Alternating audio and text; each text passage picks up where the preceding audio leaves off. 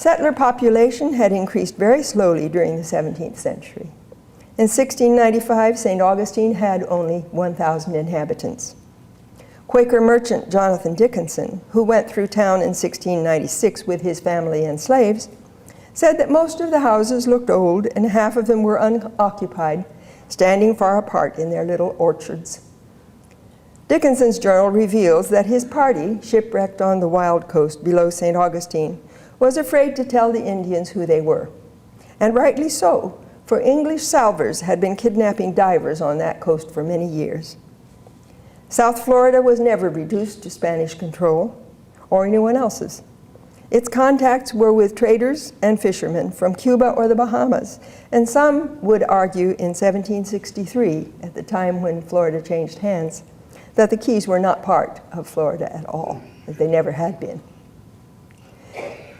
So in the 30 years between 1667 and 97, France and Spain were frequently at war, but in the Americas they were content to raid each other's shipping. In the 1680s, the French, already established in the Illinois country and trading down to the Arkansas River, began to push farther south. Cavalier René Robert de La Salle descended the Mississippi to its mouth, leaving a handful of settlers on the Texas coast. His expedition galvanized Spain into action, founding missions in East Texas and racing to establish a military presence on the Gulf. Mexican savant Carlos de Sigüenza y Góngora wrote the engineering reports for a 1693 expedition to Pensacola. In November 1698, the Spanish put a garrison at Pensacola Bay, preempting the French, who founded a fort at Biloxi 2 months later and moved it to Mobile in 1702. The death of Charles the Bewitched in 1700 threw Europe into a turmoil, for the Spanish House of Habsburg expired with him. His will left Spain and the Spanish Empire to a Bourbon prince, the grandson of Louis XIV of France. Hostilities between the two small outposts of French Mobile and Spanish Pensacola were averted, but the family compact between France and Spain spelled disaster for Florida ultimately, for it gave Carolina an excuse to attack its neighbor. In the southeast, Queen Anne's War began as usual with raids across the border. Early in 1702, a force of 800 Appalachians under Captain Francisco Romo de Uriza was routed by Creeks under Captain Anthony Dodsworth in the Battle of Pedernales.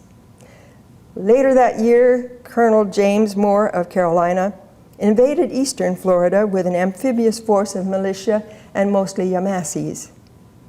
Part of his army paddled up the St. John in canoes, destroying Indian settlements along the way, then marched overland to St. Augustine to meet the rest of the army, which had come down the coast in small vessels.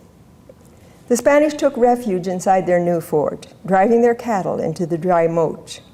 The invaders looted the town, then set up their positions to besiege the Castillo. After some ineffective bombardment back and forth, both sides sent for reinforcements, the English to Jamaica, the Spanish to Havana, Pensacola, and Mobile. Troops from Cuba were the first to arrive.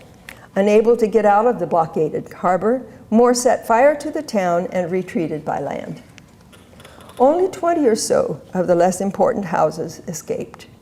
The siege took a further toll in the severe epidemic of smallpox that followed it.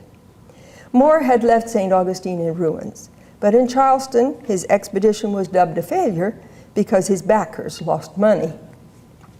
No one imagined that the Florida-Carolina War was over. Governor José de Zúñiga y Cerda sent orders for every town to build itself a stockade. The next winter, Moore redeemed himself by leading 1,000 Creek warriors against Appalachia.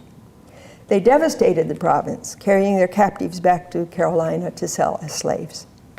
Refugees from Appalachia scattered in all directions, one band going to Pensacola, then Mobile, another band fleeing to Potano and then to St. Augustine. The mission provinces of the 17th century disappeared. The interior became the haunt of bandits and slave raiders, and Indians who preferred a foraging life reluctantly took refuge under the guns of the fort here in St. Augustine. In a land of living war, where empires met like tectonic plates. A normal Spanish colony, complete with settlers, a labor reserve of Indians, and an array of products for export, was not really possible. A presidio on a maritime marchland was something else. It was a naval base, and it would remain there as long as the king desired.